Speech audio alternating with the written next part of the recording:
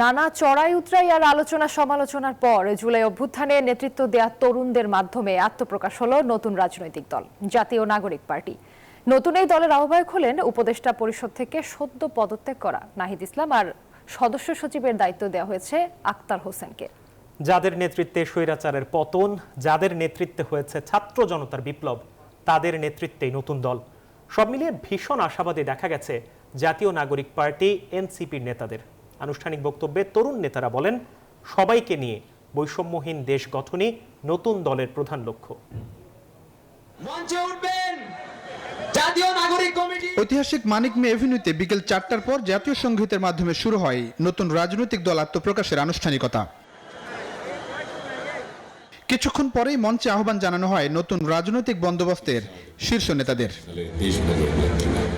অনুষ্ঠানে জুলাই আন্দোলনে রাজপথে অংশ নেওয়া বিভিন্ন ছাত্র নেতারা তুলে ধরেন নতুন দলের প্রয়োজনীয়তা, বর্ণনা করেন জন আকাঙ্ক্ষা পূরণের তাদের নেওয়া ভবিষ্যতের রোডম্যাপ।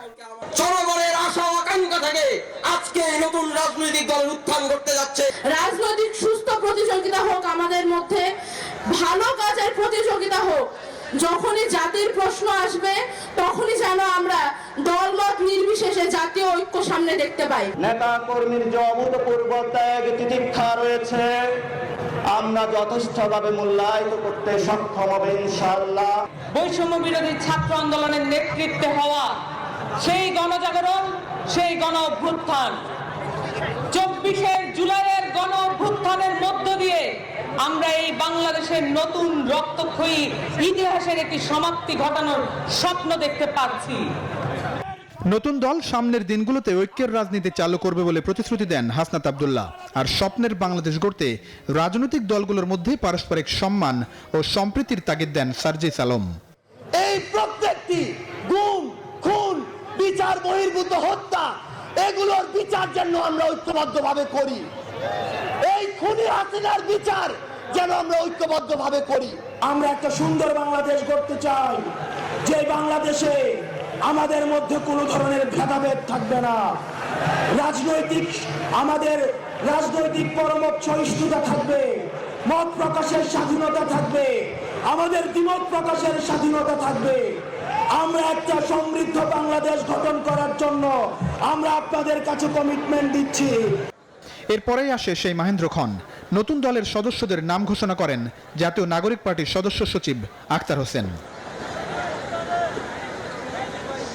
সবশেষে বক্তব্য নিয়ে আসেন নতুন দলের আহ্বায়ক নাহিদ ইসলাম। তুলে ধরেন জুলাই বিপ্লবের আদ্যপান্ত, বলেন সবাইকে নিয়ে বৈষম্যহীন বাংলাদেশ গঠনই নতুন দলের প্রধান লক্ষ্য।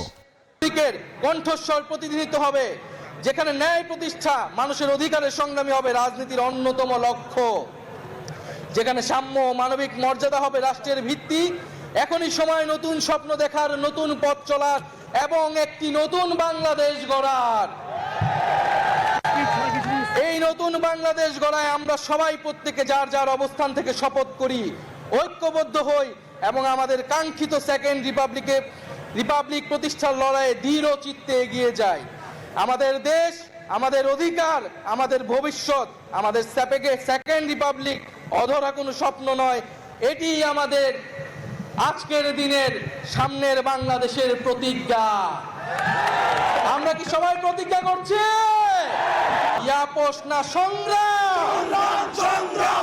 নতুন বাংলাদেশ বিনির্মাণে দলমত নির্বিশেষে সকলের সহযোগিতা চেয়েছেন জাতীয় নাগরিক পার্টির নেতারা। প্লাবন রহমান, নিউজ 24, ঢাকা। আজকে যারা বিভিন্ন রাজনৈতিক দলে